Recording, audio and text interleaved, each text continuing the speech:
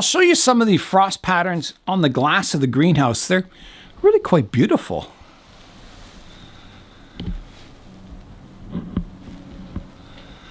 They're all different. There's swirls and it's just amazing. It's like art on your walls that changes every day. Look at this one over here. Amazing.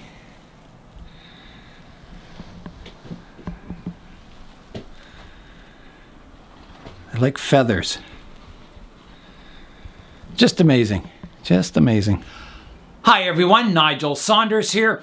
It is Ficus Friday today, and it's a very, very cold Ficus Friday. In the greenhouse here, it is 4.3 degrees Celsius, and outside it's minus 14.4, or inside it's 39.7 degrees Fahrenheit. Outside it's 6.1 degrees Fahrenheit. A cold day. So tonight we're getting our coldest night of the year. It is going down to minus 27 degrees Celsius. That's getting pretty cold. I think it's too cold to be working on ficus today, but I have a ficus book. This is a book by Jerry Meislik. Jerry's first book was called Ficus the Exotic Bonsai, and this is a revised edition of that with lots more content, and it's a really awesome book.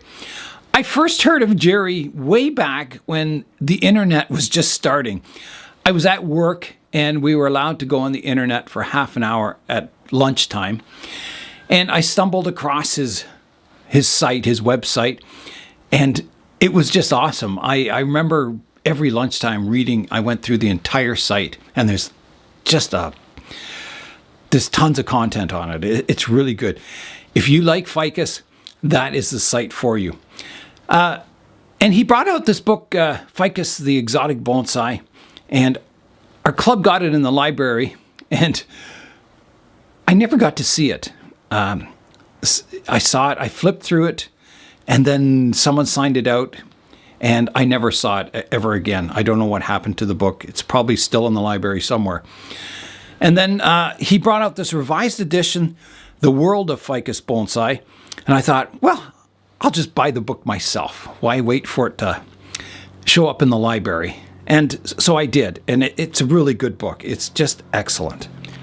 I asked Jerry for permission to review the book online because, you know, books are copyrighted. You can't just be showing a book without permission. So I'm going to show you the table of contents. So Chapter 1, the fig family. Chapter 2, special fig characteristics. Chapter 3, figs in nature. Chapter 4, identifying and naming a fig. Chapter 5, figs for bonsai. And then we get into Chapter 6, cultivation and care of figs indoors. Chapter 7, problems growing figs indoors. Chapter 8, aerial roots in bonsai. Chapter 9, basic bonsai styling.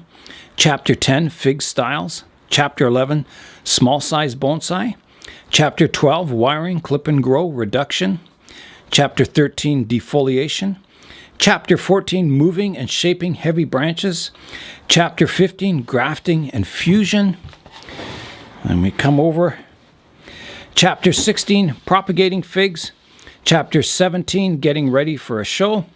Chapter 18, age, size, value, and time. Chapter 19, before and after. And Chapter 20, fig species suitable for bonsai. And Chapter 21, fig species less suitable for bonsai. And I think I have some trees in both of those categories. So it covers, if I was ever to write a book on ficus, it would be exactly like this. I mean, he discusses ficus in nature, bonsai ficus, all the different species, the styles, the techniques. It's just an excellent book. If there was a book like this on every bonsai species, that'd be all you'd need to buy. You could buy, you know, if there's one on junipers like this, or pines, you know, on each specific species. It'd be fantastic. So there's Jerry there. There he is with his ficus. Yeah, he's a really nice fellow. And he loves his ficus just like me. So I'm going to show you, I'm not going to show you too much of the book because if you like ficus bonsai, I would just go out and buy the book. It's just fantastic. I've been reading this book for, I don't know, weeks. I just, if I have some spare time at night, I just grab the book and I read a chapter. And it's just fantastic. It's one of those books that's just a great resource to have. And yeah, so I'm so glad I bought it. And I'm going to put all the links to Jerry's website in the description down below. He's got a blog, he's got a website, he tours and does, bonsai workshops, and he's gone all over the world, Africa and Taiwan and that. A fascinating fellow. I hope I get to meet him someday. I'm hoping at the next U.S. National show, maybe I'll meet him there. That would be kind of cool because I've known of Jerry since the early days of the internet. I'm not sure when he started his online website, but I think it was like in the early 2000s, maybe even before that. I'm not sure, but it's been quite a while. So check out his website, and then if you like his website, buy his book. It's just fantastic. I think it's one of those resources that's just good to have, especially if you like ficus bonsai, and I do. I've really enjoyed looking through and reading Jerry's bonsai book, The World of Ficus Bonsai. And just to let you know, Jerry didn't approach me about the book, and I just bought it with my own money, and I liked it so much that I wanted to share the book with you guys because I think it's worth getting. I think, I've seen a lot of books out there, bonsai books, that I see them and I think, oh, that looks like a really good book. And then I buy it and I get it home and there's very little good information in it. This is one of the good books. So I just wanted to let you know that, this isn't sponsored or anything, and I'm not making any money off this. I'm just trying to spread the word of ficus bonsai all over the world. Today I'm going to continue the restoration work on my spherical branch pruners, trying to make them look brand new like they just came out of the factory. So my liquid gun blue came in after 11 days. So this is a blackening solution that you put on the tool, and it should make it look like it just came from the factory. Here's a look at the solution I'll be using. It's Perma Blue Liquid Gun Blue. It's a cold bluing solution. And this was the only one that I could see that was available from my local hardware store. It's quite expensive. It's $16.99 for 3 fluid ounces or 90 milliliters. I got 2 of them just because you had to have a minimum order of $30 for online. So I got 2. So the directions, it says clean metal parts to be reblued with birchwood KC cleaning degreaser or denatured alcohol and rinse with cold water. For complete rebluing, remove old bluing and rust with birchwood KC blue and rust remover. Brighten area to be reblued with steel wool or abrasive cloth. Clean again and rinse. Apply blue with saturated swab or sponge. Allow to work 1 minute. Rinse with cold water and wipe dry. Polish lightly with steel wool. Then you repeat steps 4, 5, and 6 to attain a darker blue. Saturate metal with barricade rust protection. Allow to cure overnight for best results. So basically, one application will darken the metal. You do another application, it'll get darker and darker. And the rubbing in between the coats gets you a nice, smooth, consistent finish. If you just pile it on, it'll look blotchy. It won't look very nice. So that's what I'm going to do. Now, I've read online that you should try and heat your steel up before you apply the solution on. It gives a better result. So I have the little heater in here. So I'm going to blow the hot air on the tool before I apply the solution. That should work quite nicely. I'm all set up to begin the prep work. So the first step is to clean the tool down thoroughly. I've got rubber gloves, and I highly recommend you wear rubber gloves when you're using this Perma Blue solution because it'll turn your skin a bluish black color. And I think it's quite permanent too. I refinished the tool already, and then I tried boiling it in that vinegar solution, and it turned part of it black, especially where it was heat treated at the nose here. So I'm going to clean all that off. I'm going to rub it all down, and I'll put the gloves on because you don't want any oils on your tool before you put the bluing solution on. It has to be clean right down to the metal.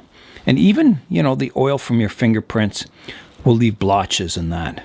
So that's my first step. Get the rubber gloves on and start rubbing the tool down, refinishing it with a really fine sandpaper. I'm going to do all the prep work in front of the heater here.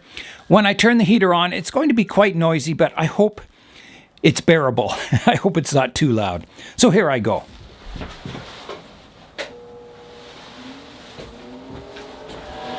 All right, step one is to get these rubber gloves on. Hope I can do that. And these rubber gloves were sent to me by Tom way long ago. I think when I was working on a denium or something that was poisonous. Maybe it was my pencil cactus. And he thought I'd better get some rubber gloves on. So thanks, Tom. And Tom is from Grow and Clip Bonsai for Seniors. Fantastic YouTube channel. There we go. There's one on. This might help keep my hands warmer too. I've got my 1000 grit wet sandpaper. I'm not going to use it wet, and I'll just give it all a rub down, restoring that bright surface to it, removing any oils that are on the surface of the steel from my hands.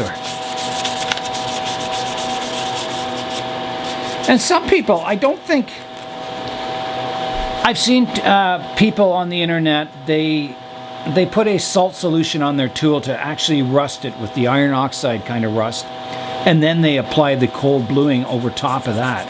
And they say that's really good. It gives good protection. But I don't know. So I don't think it's critical I get all this rust off.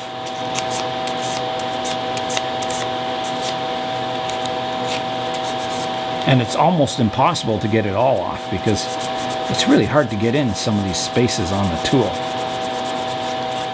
I've got the tool sanded down.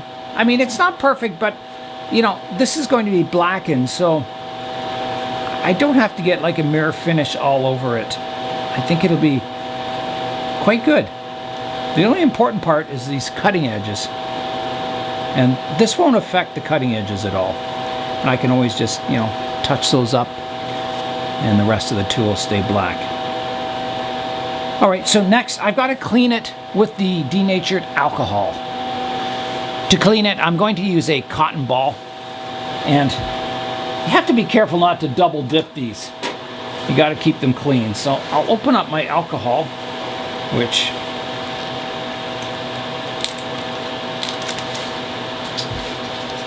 like that. Soak my cotton ball.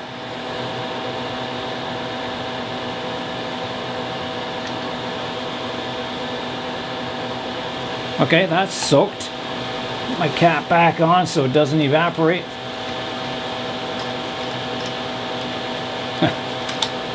It'll go back on. There it goes. Okay, and then I'll wipe my tool down. That's working well. And this will get any oil off, prep the surface, and you can use any, you could use lacquer thinners or anything to clean this with. It doesn't have to be alcohol. And the instructions say, once you've got the tool where you think it's all clean and wiped down, do it again. So I will. All right, so here goes cotton ball number 2. There we go.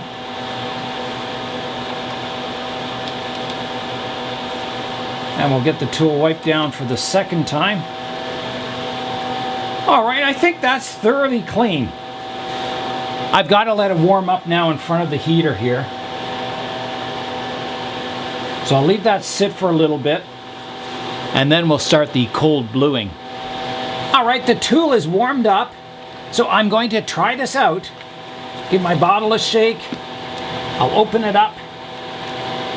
Now you've got to never double dip this. So once you put it on your cotton ball, you don't, reapply it, because it'll dilute the mixture. So I gotta peel this off somehow with my gloves on.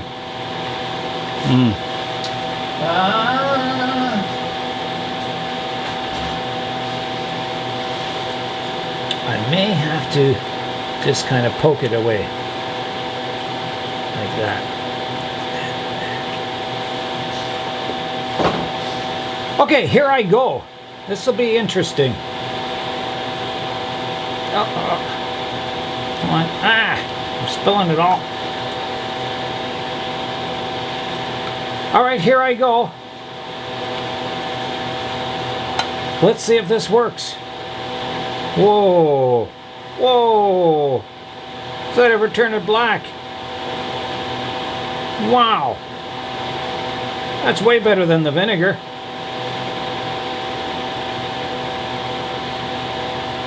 You can see the colors in it too. It's beautiful.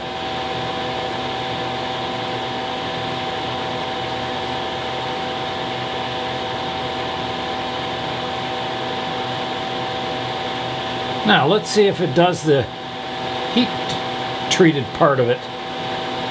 Oh, yeah, it's working nicely. It's doing its thing. I gotta get inside the blade here. Now the one guy said you don't let it dry on the surface of your steel, but I don't know how I avoid that. You can see kind of the colors. I don't know if you can see that, but it's kind of a greenish blue color. Really, really nice. Now it's not a, it's not a real durable finish. It'll scratch still, but it's, it's probably better than paint or anything like that. So you gotta dunk it in water to stop the reaction. Now, I'm still shiny on the inside here. I don't know what happened there. Maybe I missed that handle a bit. We'll get it on the second round. Okay, I'm going to let that heat there. I'm going to get another cotton ball and we'll try coat number 2. Now this is a fairly thick liquid. It doesn't really soak into the cotton ball so well. There we go. Just give the bottle a squeeze. Okay, here I go again. It's coat number 2. I haven't rinsed it yet, but oh yeah, that turns it really dark. Especially those areas I missed. Wow. Does that ever darken it?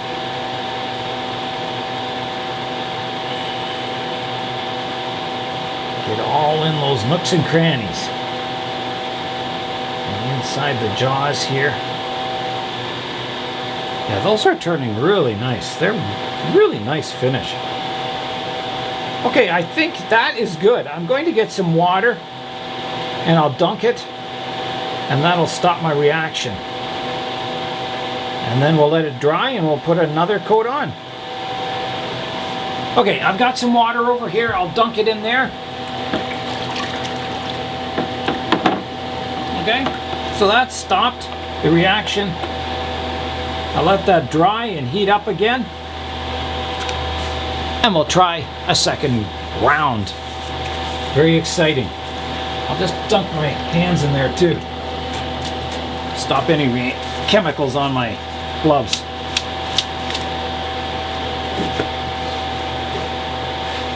Yeah, so here's what it looks like. I don't know how well you can see it here, but it's definitely nice. Now, it's not that black yet, but it's got some nice patterns in it. Yeah, it's just beautiful the way it is, but I'll try and get it a little darker. And I'll maybe buff it a bit between coats. I looked around and I don't have any steel wool, unfortunately. I should have got some, but I'm going to try just buffing it lightly. Ooh, these are very warm. I'm going to try buffing it lightly with the sandpaper. You can see it kind of It removes it from all the highlighted areas, like the high spots. Okay, I think that's ready to try round 2. So, here I go. I'll get a fresh cotton ball.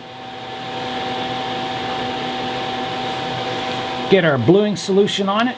Give that a shake.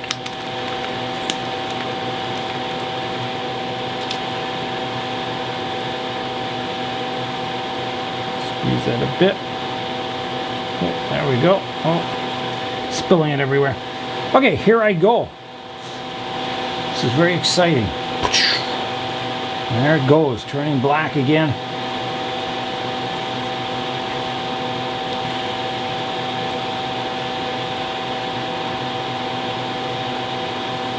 Some people dunk it.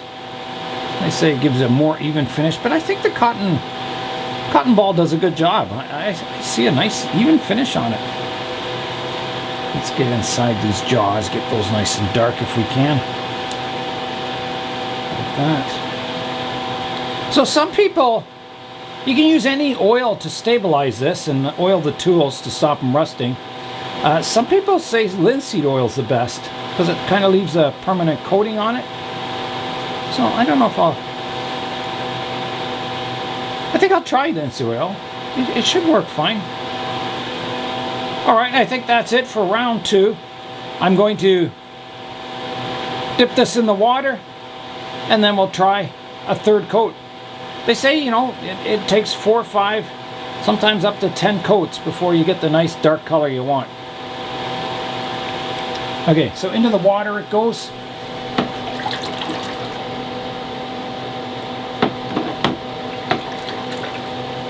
And I'll be sure not to use that water on my trees. There we go. So you can see how black it's getting now. Really, really nice. I like that. Okay, get the lid back on. We'll let that dry and warm up once again. All right, here I go with the next coat of my blue. I'm getting in all the tight areas first. Then I'll do the handles again. So I'll rinse that, and that'll be the final coat, and then we'll oil it up.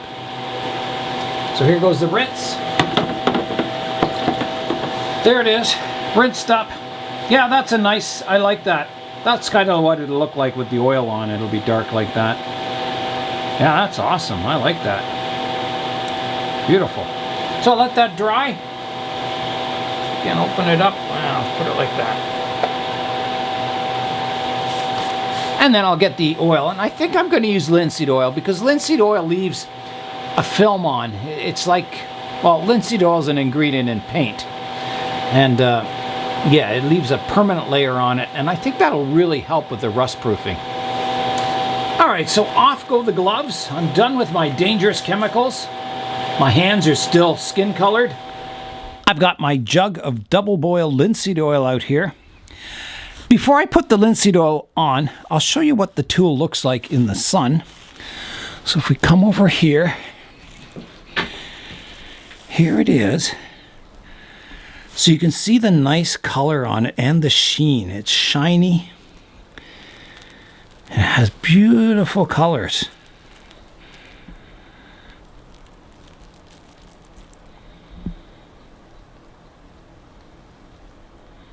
Yeah, just beautiful. All right, here I go with the linseed oil. Get my cork out of here. And I'll put a dab on the cotton ball.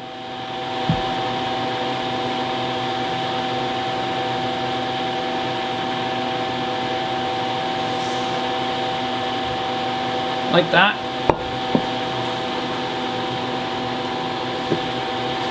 And then we'll get the tool all oiled up.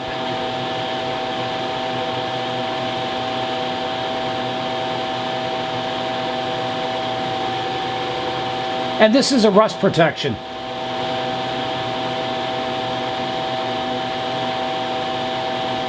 And like I said, it'll leave a permanent small film of linseed oil on the tool.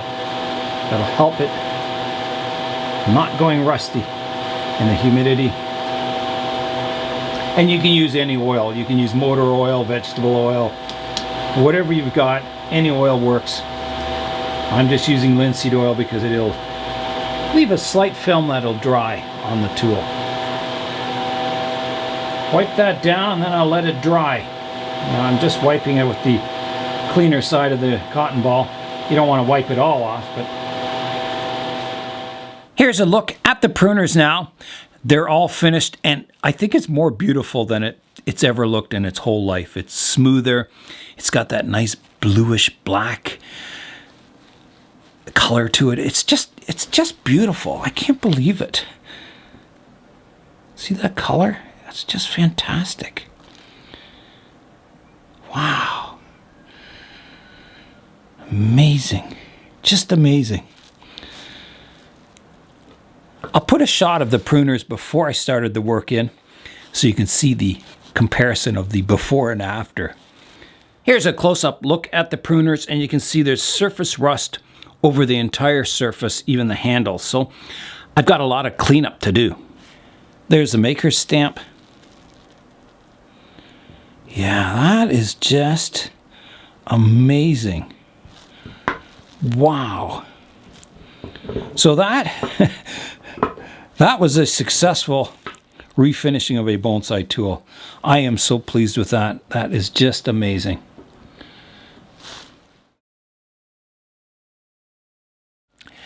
Here's a shot that compares the pruners I just restored with their nice bluish turquoise glow to the metal versus the factory ones here, which are just kind of black and boring.